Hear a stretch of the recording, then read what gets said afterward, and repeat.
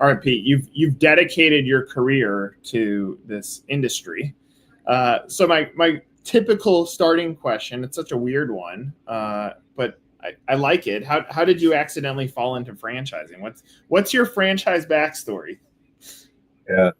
So actually today is 40 years that I've been with the industry. So today.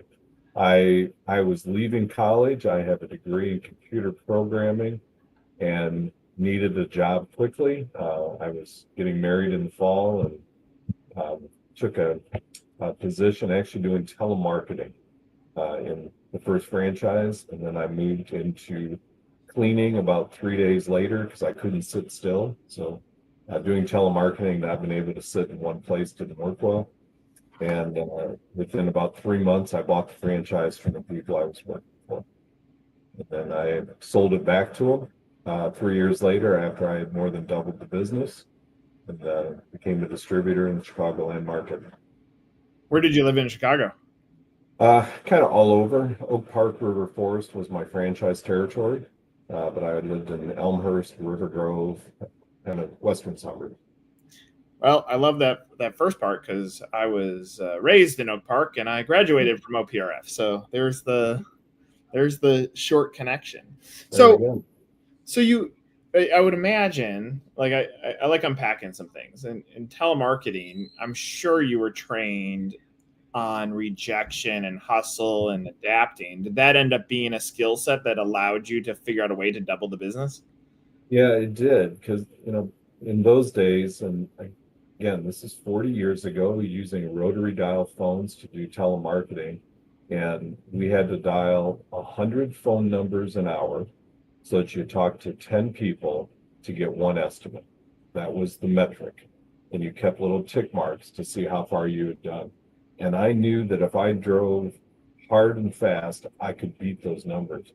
When I started doing cleaning, we had a system called unit system is how we priced and scheduled everybody. And basically 96 units is an 8 hour day. A unit's 5 minutes. So we would send our crews out and their goal was actually to come home with more units completed in 8 hours than what we sent them out. Um, and I very quickly went from, being sent out with 90, 95 units and coming back with 150, 200 units completed because I learned how to sell. I learned how to talk to the customer. And I realized that if I could instill that in my crews and they could see, yeah, you get paid based on how much you produce. It was just a quick driver and it made them move faster. This is a big statement, but do you think they cut people like this today? Like, are people is the hustle and grit gone, and how do you overcome that in business? I think it is there in some ways. I've seen it in, a couple of my own kids in the way they've worked their way through college or worked for, two of them worked as bartenders. One of them worked for Enterprise and was very successful. And again, it's that hustle and that drive. In general, no, I don't see that in today's youth, fortunately. Another part of my life, I worked with the scouting organization, Boy Scouts of America. And that's one of the things we would instill in guys is it's not about what people are going to give you, it's what you're going to earn. Well, as simple as this is, like in Boy Scouts, you work hard to get a Mhm. badge or some sort of reward. And Right. I think in franchising, and there are certainly people that come in there, and I'm gonna oversimplify this, but those that have come from nothing and scraped up enough cash to have a shot to get into this, there's a degree of like they're going to do everything in their power not to let it fail. And it's almost like that's a Boy Scout mentality too, in the way that they approach things. That if you told the story of I had to make 100 calls in an hour to get X, they're like, yes, let's go do this. And then you have the other side of franchisee that's like, well, I just opened my business. Where are my clients? So how, like, when you're trying to coach people into seeing like what is the pathway to success, how do you manage that? How do you overcome that in your own coaching? Yeah, and it's funny. I remember a franchisee in the area when I was a distributor who opened his business and bought a card table, a TV, and sat and waited for the phone to ring. And we had to train him that it's not about what the phone's not just going to ring. You've got to go out there and drive the business. And in today's market, too often people are looking and going, everyone's just going to come to me because I opened a business. No, you got to let people know you're there. A franchise is great from that standpoint that you have name recognition. You're part of a collective, and you're all going to market with the same mindset, which is why we drive business and why our franchisees are successful. As you know, most businesses that open, there's a 50% fail in the first year, but not in franchising. In franchising, the success rate is much higher. And we're fortunate within our organization that our success rate is very high, and we have long-standing franchise owners. When the internet comes into play, did you embrace it? Did you counter it? Did you battle through that? Because you see, look, there's AI. I mean, there's been a million different shifts in technology over the last 40 years. But and not just the internet, when you see shifts in the marketplace, do you embrace it? Do you battle through it, or how do you help lead people through those? You have to look at every change and see, is this short term? Is it long term? And you're right. I either adapt and try and monetize it, or I fail from it. Go back to when we would do a carpet cleaning job, we would do door hangers on the business or the houses around us. We're not allowed to do that anymore because of solicitation law. So how do you get around that? You can't do telemarketing. How do you get around that? Internet, direct mail. There are other ways to campaign and be known. And that's what you have to continually be adapting to. You have to embrace those things.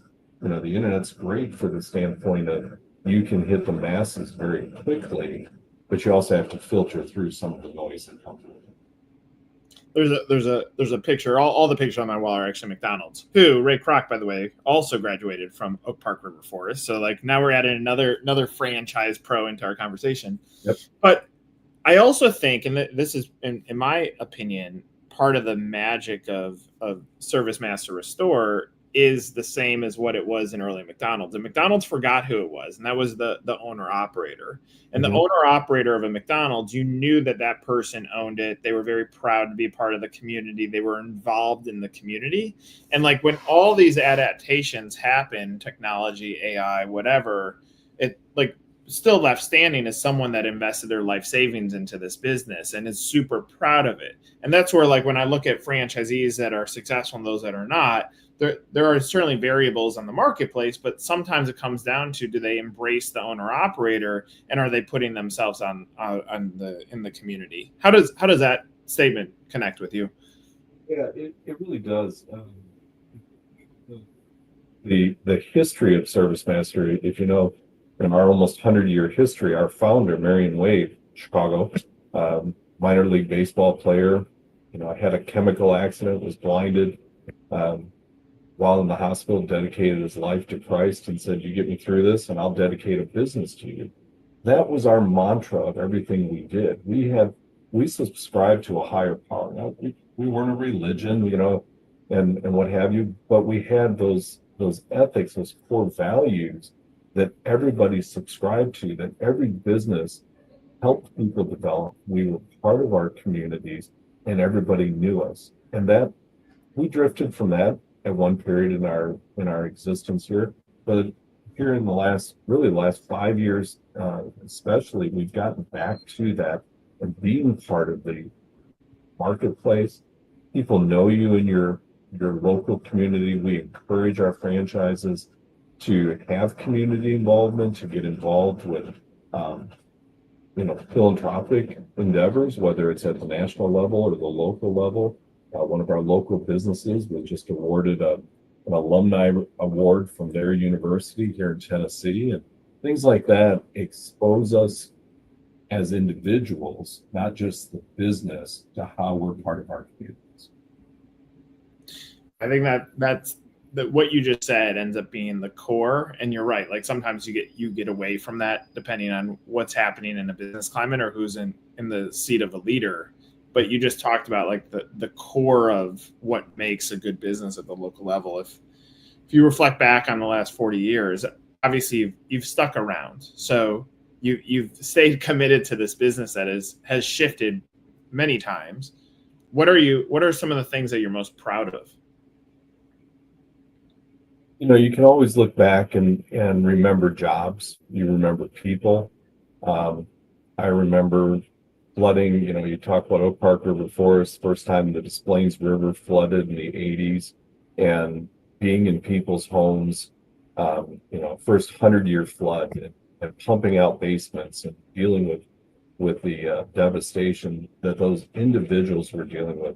One of those customers, Mrs. Johnson, I'll never forget her. It was almost 40 years ago, and she would send me Christmas cards every year, just hey, thanks, kind of thing. And then you go forward to some of our national program, the Chicago tunnel floods that occurred in the 90s. We were a big part of that and taking care of the restoration there. Major hurricanes, the Pentagon. Everybody remembers where they were on 9/11. I was with my son while he was in the hospital, watching it on the news, like a lot of us were. And my job was to help mobilize the supplies for our employees. We had over 400 employees for 4.5 months working at the Pentagon to do the cleanup. And of course, you can't take pictures, you can't publicize that until you're done. And even once we were done, we really didn't publicize it. And that's one of the things I'm kind of proud of is, yeah, we can say we were there, but we didn't glorify it for our purpose. We were there to serve our country. Yes, we did a job. Yes, we got paid. But it was really about the people who humbled themselves to go in and do cleaning. And we do that on a daily basis, from hurricanes to trauma to everyday water losses or fires. It's really about the people that we serve. And that's really why I've stayed around. I've seen a lot of changes corporately, but the core values have remained, which is why I've stayed. It's interesting. Like as you're telling some of these stories, like I think of, say, the fire department. A fire department is often celebrated, as they should be. First responders should be celebrated. There is some business component to it because someone has to fund the fire department, and when they do jobs, the funding comes back over there. But it's almost like lifted up. And what you just talked about, like it's a very similar type of experience. You're dealing with humans in their most vulnerable moments, and that's hero is a big word, but sometimes the customer service that happens or the empathy in those moments ends up being the magic of how business grows. And that, like, you do good and then you get good. And what you're just talking about, like you're talking about first responders. It happens to be in a for-profit business model, but it's so deeply impactful. And even when things are for-profit, doing the right thing still is bubbling to the top.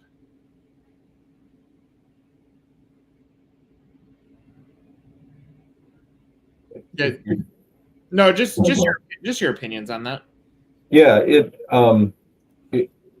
we do have to subscribe to more than just the dollar. I mean, yes, we're a for-profit business. We have to make money. But if we're not serving people and taking care of those customers, like I say, people I can remember, and they are at their most vulnerable. Your house has a fire or you have a water loss within your home. We have to go through the house. We have to look in every drawer, nook and cranny, and we don't have time to say, can you take care of this? We have to go take care of it to mitigate damage. But we have to teach our people to do that with care and compassion. And that is, one of the greatest things that we get to do with our frontline technicians is teach them how to talk to customers, how to talk to people.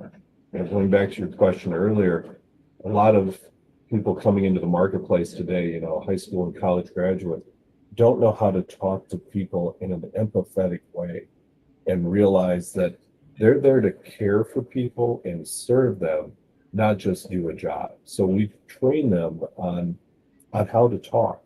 We have processes of this is how you greet the customer. Simple things like teaching people how to shake hands. It seems funny how to knock on a door and take a step back. All those types of traits that show that you care about your customer is part of what we have to train everybody that we deal with. I mean, my two comments on that are like, I don't know what the solve is for the next level of people that hit the workforce. Obviously every generation can talk about how theirs was different. And I think like when you tell those stories about shaking hands, like, or even I didn't have caller ID at our house. So we answered the phone and said, hello, how may I help you? Who are you looking for? And it was like, we were almost like life was training us how to be good humans. And today, like there's been a lot of shortcuts. And so it almost comes back to parenting more than anything. And how can we set up the future people? And then the other thing that I think about, like you can tell the story of the Pentagon, and I can listen to that and say, wow, that's awesome. Or thinking about River Road being, because I can remember that moment. But it's like you could tell someone in training, like you're actually restoring the tears of humans. That's part of what you do here. It's the tactical side, but the emotional side is almost more valuable in what you're doing, and they can hear you. But it's like until you experience it, and until you experience it with eyes wide open, it's probably hard for anybody that's joining a system to be like, I get it. Is that accurate? Which is part of our training when we, put people through new training. And I'm sitting here in our training facility in Memphis. We have an 1,100 square foot house within our training facility. And one of their classes is that house is flooded and they learn how to dry it. Well, part of it is we enact a customer. Yeah, it's one of the corporate employees, but they play customer of you're walking into their house. Well, how do you treat that house? And a lot of it is not just the technical side, but we talk to the crews afterwards, the people doing the work to say, okay, but while you were in there, you were on your phone talking to so-and-so, you weren't doing the job. Your customer sees that. And we have literally go through all those role plays over and over. And we wonder whether it hits the impact. But then when they go back out in the world and they call us later and say, hey, I just had that same thing happen here and this really played in. So then we see the impact. It's hard to teach the extreme that they're going to experience so they're actually in the job. Water is one thing, fires are devastating, and then you get into mold and trauma cleanup, they're just another realm. And if people don't understand what they're going to be experiencing the first time they walk in, it can be a shock to them as well. I would imagine, and obviously there's no easy tool to do this, but if there was an ancestry.com of ServiceMaster and you saw, like, not everybody's going to be committed like you for 40 years of service to a business. But if you look at what happens when they go to their next job or the job after that, or they go into business ownership at some point, you're also giving them a tool of feeling an emotion, what it feels like to have someone's back, which I would imagine, like, if you could look at the ancestry.com version of this, everybody has taken that, what they learned there, and probably cross applied it to something else. Yeah.